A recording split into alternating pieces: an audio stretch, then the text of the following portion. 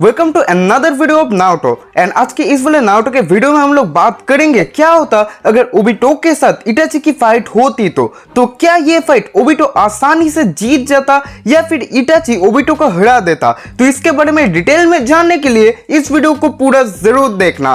तो देखो, Obito and Itachi दोनों ही कम उम्र में चुनिन बने थे। जहां पे ओबिटो चुनिन बना था सिर्फ और सिर्फ 11 साल की उम्र में, वहीं पे इटाची चुनिन बना था 10 साल की उम्र में।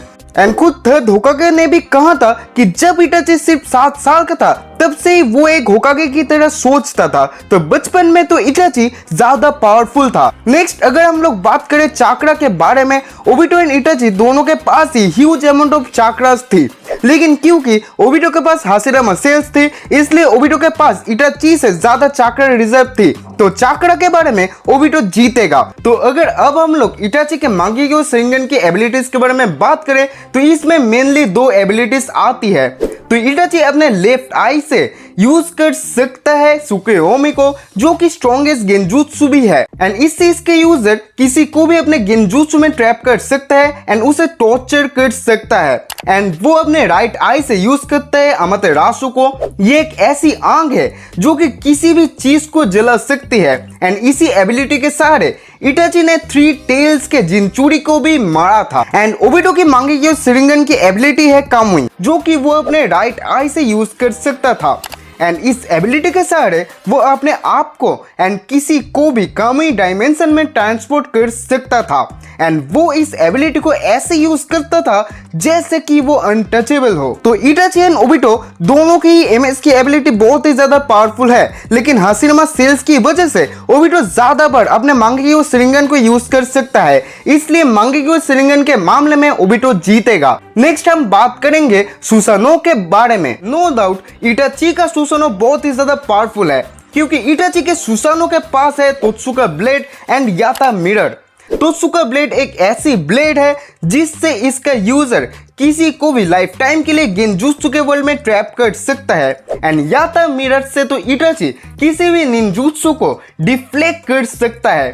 तो एक तरफ से इटाची अपने सुसानो के अंदर हार ही नहीं सकता, लेकिन क्योंकि ये एक परफेक्ट सुसानो नहीं है इसलिए वो इसको लेकर कहीं पे भी मूव नहीं कर सकता है। तो हम सबको पता है कि जब भी कोई भी उचिया मांगेक्यो शिरिंगन को अनलॉक करता है तभी उसे एक्सेस मिलता है सुसानो का, लेकिन इसके लिए उस यूजर के पास दोनों मांगेक्यो शिरिंगन होनी चाहिए। लेकिन क्योंकि ओबिटो के पास सिर्फ लेफ्ट आई थी एंड काकाशी के पास राइट आई थी, तो इसलिए सीरीज में हमने कभी भी ओबिटो को सुसानो यूज करते हुए नहीं देखा है। लेकिन एक बार काकाशी ने सुसानो यूज किया था एंड प्रोबेबली अगर ओबिटो के पास डुअल मांगेक्यो शिरिंगन होती तो वो भी उसी सुसानो को यूज कर सकता था।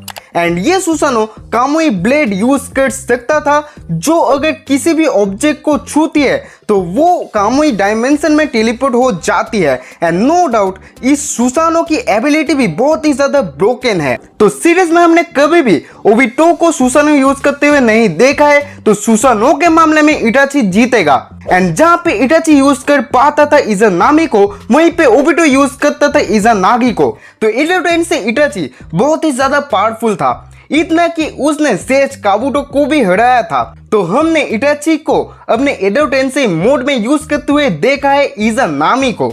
ये एक ऐसा गेंजुत्सु है जिसमें इटाची अपने ओपोनेंट को एक लूप के अंदर कैद कर सकता है लाइफ टाइम के लिए, लेकिन इसमें इसका यूजर की एक आंख भी चली जाती है। एंड इससे ही इटाची ने काबुटो को भी हराया था।